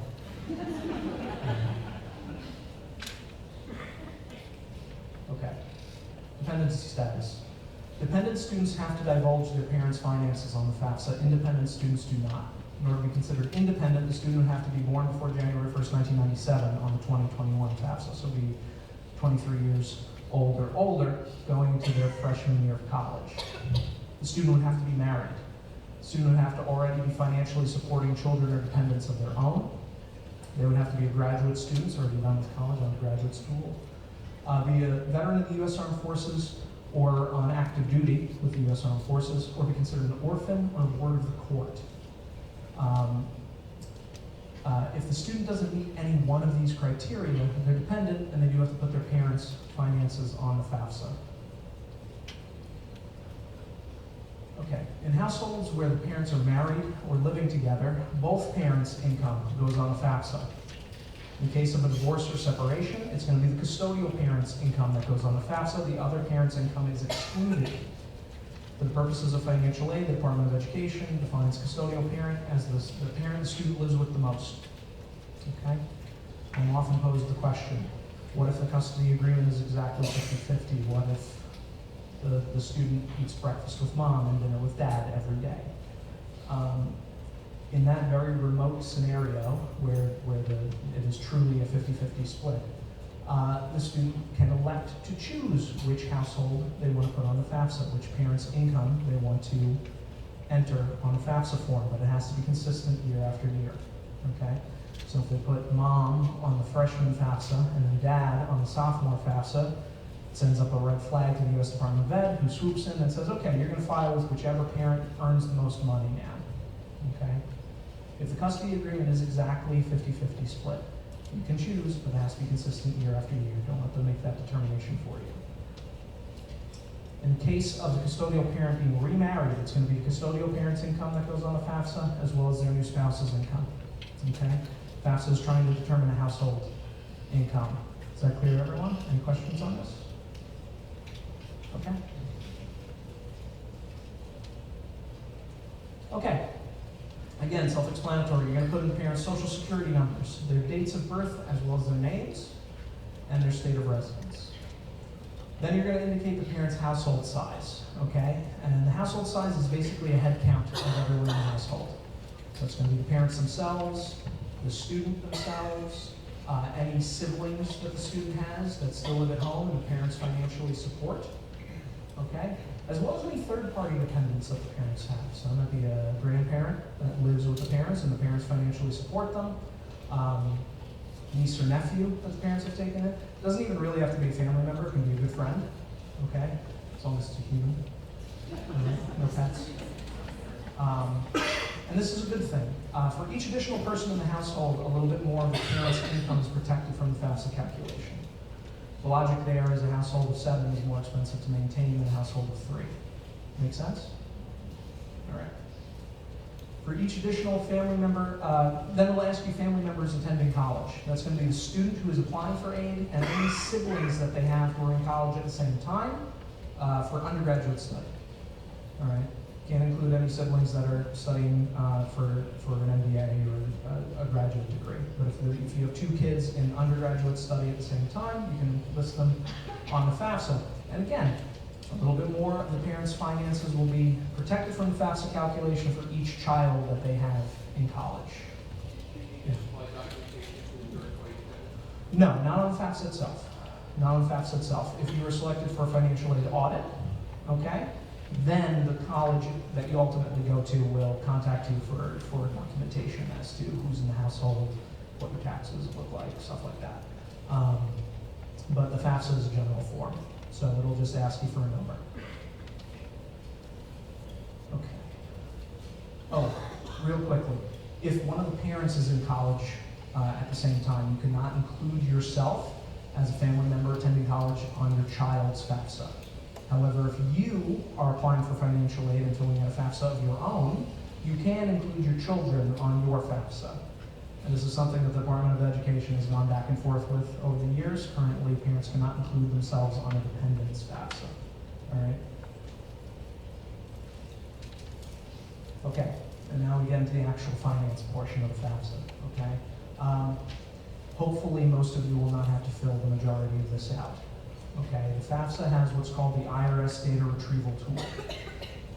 This is a tool that was instituted, I think, 3 years ago now. Has made the FAFSA much easier and straightforward. Basically, if you filed your FAFSA, if you filed your tax returns back in April, all right, and they are on file with the IRS now, you can use the IRS Data Retrieval Tool. You'll put in your information, you'll confirm your identity. The FAFSA, or Department of Education, will reach out to the IRS database and pull in your tax data in real time and populate about 2/3 of the finance section of FAFSA for you on your behalf. Okay, so there are no typos, there are no errors. Everything that's in the IRS database will move over right into the U.S. Department of Education's FAFSA. I do. The reason being, it's much less error prone. Okay, the FAFSA is pretty straightforward. It will tell you where in your documentation to get your adjusted gross income and your wages and such, but this will do it at the click of a button and we'll fill it out. Yes, yeah. Okay, a rare instance of two government offices working together. There is one scenario in which parents will not be able to use the IRS DRT. It's if the parents are married but they file separately. Okay? Currently, a limitation of the DRT is it can only bring over 1 tax return for the parents and 1 for the student. So it can't bring in 2 tax returns for the parents. So if you are married and filing separately, unfortunately for the parent section, you will not be able to use the DRT, but you can fill it in manually and it is straightforward. All right? What it's going to ask you for is wages from the parent's W-2s, adjusted gross income from the parent's tax return, federal taxes paid from the tax return, number of exemptions the parents claimed. Okay? It's not, yes, it doesn't expect you to be a CPA. It's going, as you click into each box on the right side of the screen will be a full explanation of where on your 1040 to get the information. Okay? All right. You're going to fill this out for both the parent and the student, all right, in separate sections. Then FAFSA is going to ask for any untaxed income that the family receives, and that's going to be a whole long list, okay? Most of them you will not receive, so if you don't receive clergy pay, you will put 0, okay? Here are the most common. Child support received for all children in the household. So if a custodial parent receives child support, they have to list the yearly amount, okay, for every child in the household. Payments to a tax-deferred pension or savings plan. So if the parents, and the student, but more likely the parents, contributing to a retirement savings account pre-tax, that income is not listed on your tax return, so you have to list it as untaxed income. It's going to be on your, I'll get to that. With the tax-deferred pension contributions, it's going to be in box 12 of your W-2. And again, FAFSA is going to tell you exactly where to look. Disability payments. So the parents are receiving workman's comp. You have to list that as untaxed income on the FAFSA. You do not list Social Security disability, okay? You do not list Social Security disability, nor any other untaxed Social Security benefit. If you're receiving some kind of untaxed Social Security benefit, it is excluded in financial aid law. If you're receiving a taxed Social Security benefit, it's taxed, so it's already on your tax return. So those numbers will go on just as a consequence of filling out the adjusted gross income. All right? Assets. All right, I mentioned you might be asked for these, you might not. If you are, this is what you would include.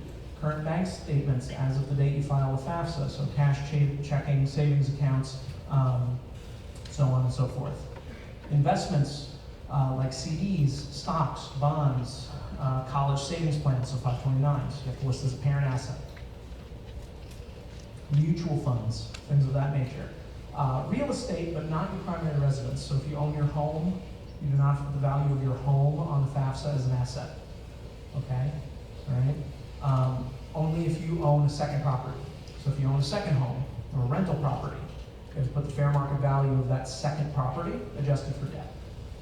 All right? It's the only instance of the FAFSA looking at debts. Okay, so if you have a $100,000 second home with a $90,000 mortgage, you put $10,000 on FAFSA as an asset. Make sense? Okay. Some things you do not include in assets: 401ks, 403bs, IRAs, Roth IRAs, deferred comp. Anything that is a retirement account, you can exclude. Okay, it doesn't look at any retirement accounts.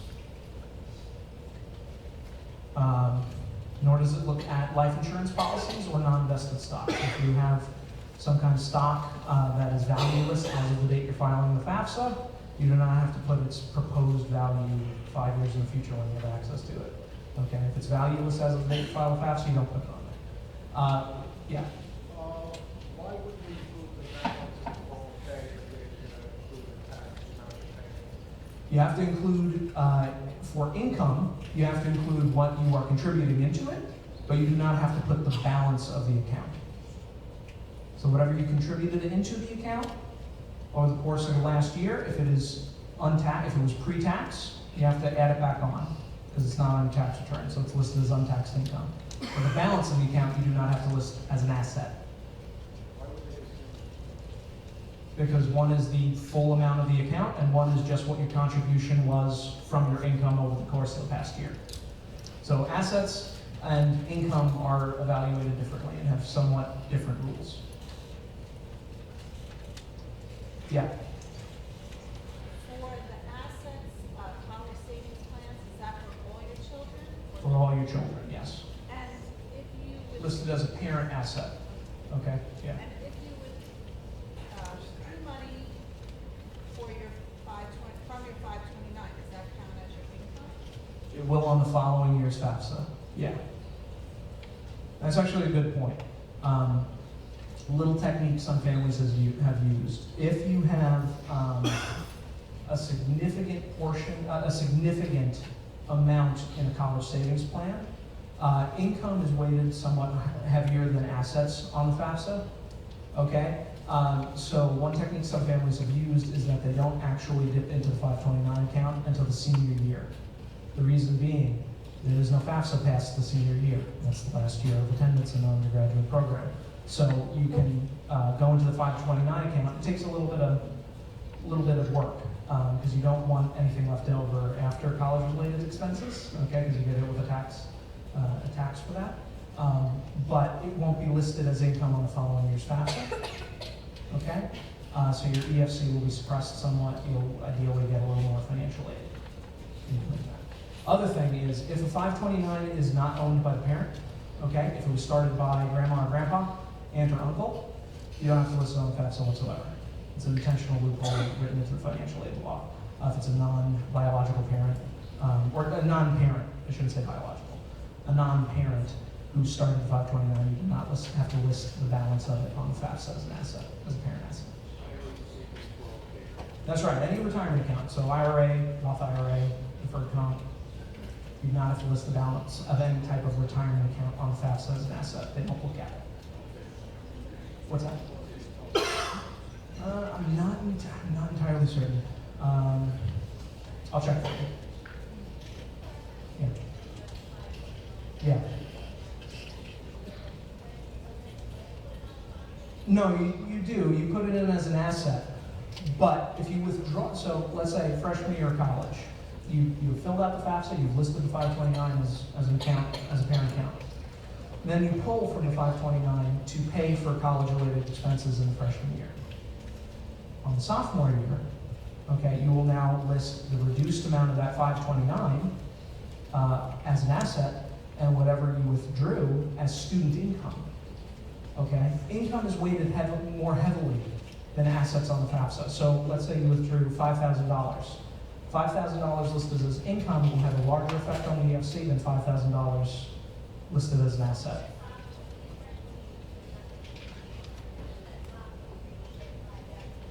That's exactly right. Yeah. So it's a technique that some families have used. I can't say whether it will actually get you additional financial aid. It might lower your EFC and you still don't qualify for grant funding.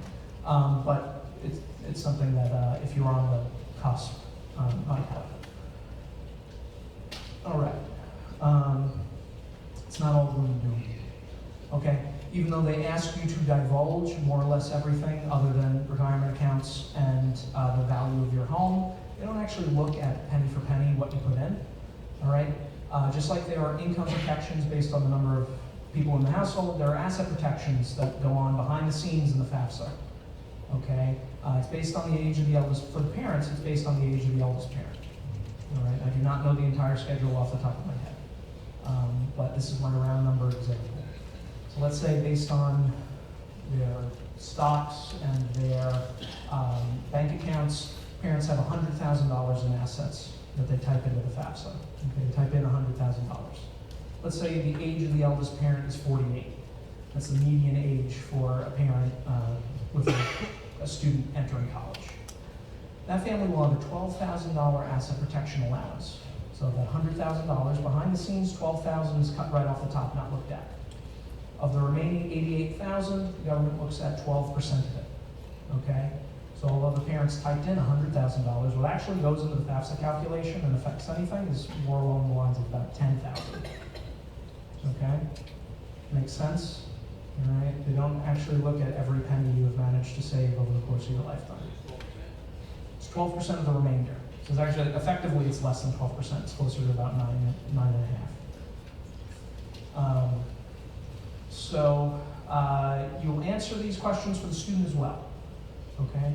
Typically, an 18-year-old isn't going to have an IRA. If they do, good, cheers, good for them.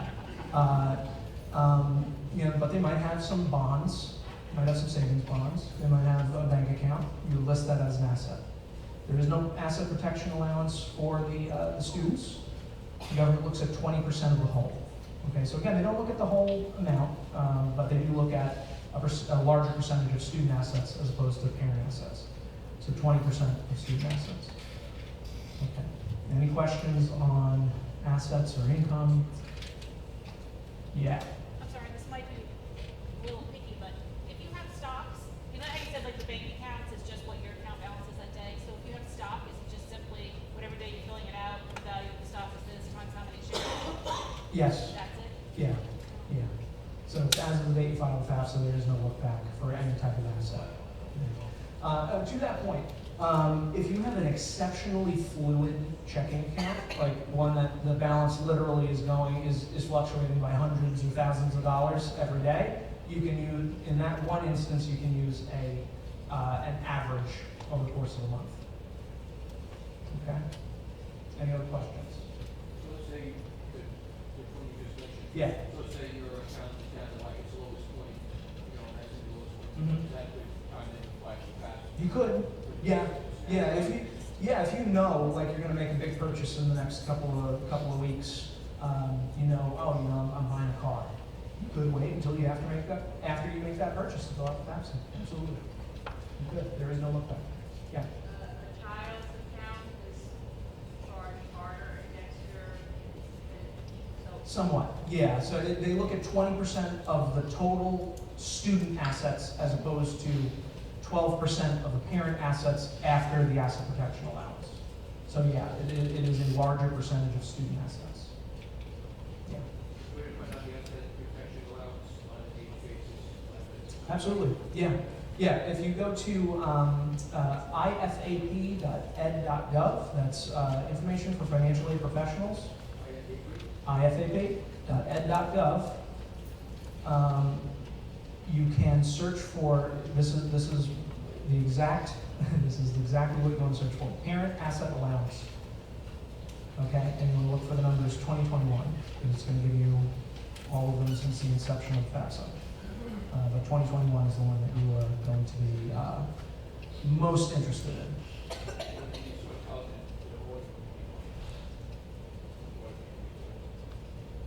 2020, 2021, 2021. I'm looking at, pardon me, I'm using the final two digits of each year.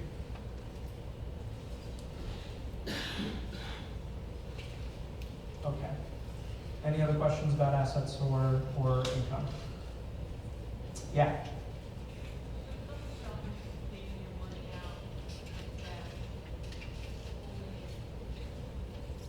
I'm sorry, let me get a little closer.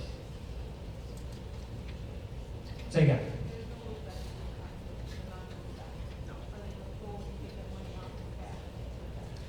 No. So if you are, I wouldn't suggest you do that. Number one, because there might be a tax implication that would wipe out whatever financial aid benefit you get from that. So the question is, would they look if you withdrew that sum and then put it back later? You are supposed to report cash, so you can't withdraw it as cash and then put it in a mattress and then put it back later. And if you move it into the account of someone else, there might be a gift tax penalty that would wipe out whatever additional financial aid you might qualify for. So I don't recommend you do that. The only really tried and true technique for that is paying off debt or making a large purchase. So if you know you're buying the student a car to get to college, you could make that purchase prior to filling out the FAFSA. And that would be totally free. Those assets, that money is no longer available to be reported on the FAFSA. Or if you have money hanging out in a low interest accruing savings account and you also have a mortgage, you could make a lump sum payment to a mortgage. And again, that money won't be available to you on the FAFSA. So that would be the only thing. I don't know that it would be of benefit to anyone in this room, but that is a technique some families have used. Yeah. Could you also, if you own a business, maintain cash, that's like a small business, maintain cash in the business, time in rather than in personal account? Theoretically, yeah. Theoretically, if it's a family-owned business with less than 100 employees, you wouldn't put the value of any of the business's assets on there. Any money you do withdraw for living expenses, you'd have to list. But theoretically, you could do that. Again, I don't know that it would actually be of benefit to you. All right. Again, assets are weighed very much less heavily than fluid income on FAFSA. So you might be unintentionally setting up hurdles in front of yourself to no benefit. Okay. All right. At this point, you have filled out the FAFSA. You will sign it using the FSA IDs that I mentioned at the start. One for the student, one for the parent. Okay? And you are going to submit it and you'll get a confirmation page that looks very much like this. All right, this has some good information on it. Number one, it'll give you an estimated EFC. Okay, it'll tell you if you qualify for Pell. It'll also tell you if you likely qualify for a loan subsidy. Yep, yeah, it's your receipt. It says, yes, the FAFSA has been received. It will be processed typically within 72 hours and sent to all the colleges that you listed on it. Other information on the confirmation page, there is the link to the state financial aid application, TAP application. Okay, don't neglect that. If you're likely going to a state school, click that link, fill out the state application as well. It is much shorter than the FAFSA. It shouldn't take more than 10 minutes. It'll also have good information about the top 5 schools that you listed on the FAFSA. It will give you their cohort default rates, okay, so loan default rates, transfer rates, and their graduation rates. Some good information where you can compare school to school, see which one's the best fit for your family. In general, you want to see loan default rates that are very low and graduation rates that are very high. That is an indication of a quality college. Okay, students are satisfied with their experience at the school, they're persisting to graduation, they're not dropping out, and they're finding gainful employment because they are paying off their student loans after they graduate. You're not going into default on them. Yeah.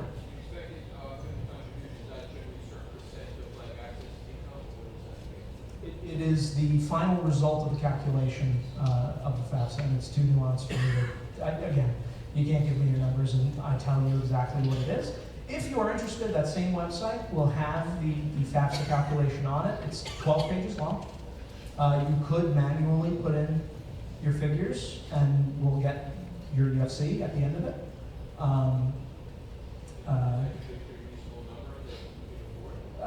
In general, it's a measure of your financial strength, so it depends. Yeah, but it is relative to the expense of the college, okay? So if you are going to a high-priced school and you have a moderate EFC, what might be a high EFC if you go to Suffolk, they know this family will probably need some assistance in order to afford our tuition. So they will contribute need-based grant funding in addition to whatever scholarship your child has earned by being a rock star student in high school. Make sense? Yeah.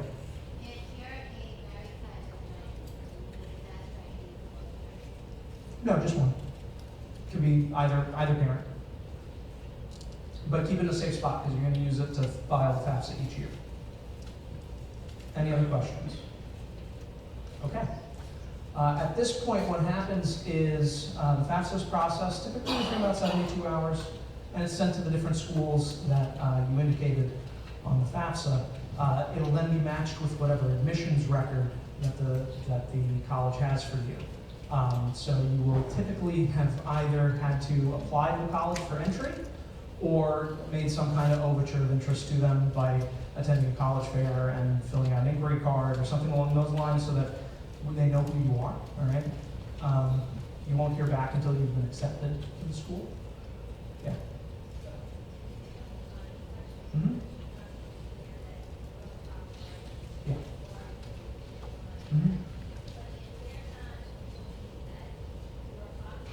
Mm-hmm.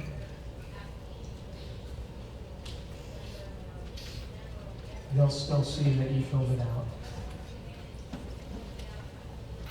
So, well, as long as you fill it by each college's FAFSA deadline, you'll be fine. But the earlier the better, because I can tell you, yeah, why? Okay, here's why.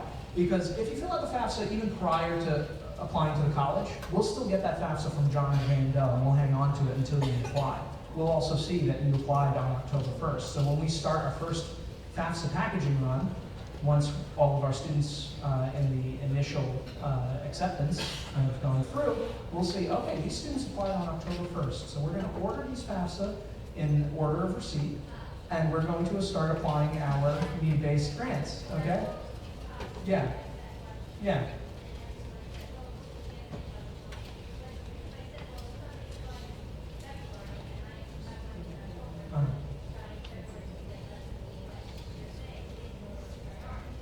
It depends. I mean, every college has their own packaging rules, their own financial aid applications. I can say the schools that I've worked at, when we have a limited grant funding, okay, our coffers, I've unfortunately never worked for an Ivy League college, so our endowment is limited, and the amount we can award is limited, and we typically will award to, based on two criteria. How early did they get us an application? How much financial need do they have? FAFSA. FAFSA. FAFSA. Okay, as long as you met the deadline for applying to the college itself, you should be okay. Earlier you get the FAFSA, in my opinion, it can't hurt. Okay, there's no harm in filing the FAFSA, you know, at 12:01 a.m. on October 1st. Yeah. Yeah, absolutely. I know, it's stressful. You know, carve out a little time to fill out the FAFSA, send it in, and then forget about it until you hear back from the colleges. Mhm. Yeah. Yeah. You could if you wanted to. Yeah, there's no harm in that, and you can go back on later and apply. If you know, the child then now, oh, you know, I really want to go to NYU. You can go back on and put NYU. Send the FAFSA to them. Absolutely. Yes, you can. Yes, you can. There is a 15 transaction limit. So for your first run of the FAFSA, I would encourage you to have, you know, more than one school. You know, have a couple. Like any that they're even remotely interested in. Fill out the full 10. No harm. Okay. Any other questions? Okay, folks. Yes. Can you request the FSA ID before doing the FAFSA? Repeat, please. When can you request the FSA ID number? Today, if you wanted to. Yeah, for sure. You can register them at any time. Yeah.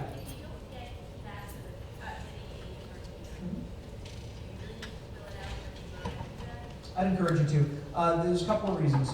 If you do have a fluctuating financial situation, you may get aid in a future year if your income is somewhat lower. The other reason is most colleges, if you receive any type of merit-based scholarship, they still want you to fill out the FAFSA.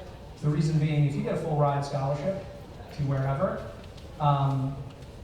they want you to fill out the FAFSA because if Uncle Sam is going to contribute some Pell, they want to know because they'll reduce the scholarship by the amount of Pell. You're still getting the same dollar amount, but the college is saving a little bit of their endowment. Other questions? Yes, and then I'll come to you. Yeah. We co-signed a loan for a family member probably about 9 years ago. Basically paying back the loan without issue for 7 years. Okay. How does that affect us now that we're looking for our own child? With the FAFSA, not at all. They don't look at any type of debt. They don't look at your credit. They don't look at anything like that. The only way it might impact you is if you apply for an alternative student loan. But if they have been faithfully making their payments and they're not in default, you should be fine.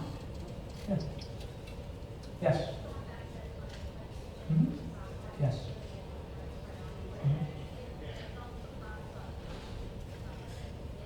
Mm-hmm. Okay. Mm-hmm.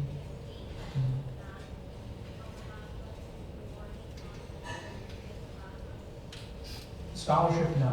If they offer you a merit-based scholarship, you're going to get it. Is if you qualify for, or if if you qualify for need-based funding as the college's offers. Because again, yeah, if the college is offering need-based grant funding, often they will do it in priority of number one, who has the most financial need, number two, who got us the application as early. Here's the bottom line, there is no harm in filling it out early. Okay? All right, other questions? Okay, folks, thank you so much for your time. Appreciate it.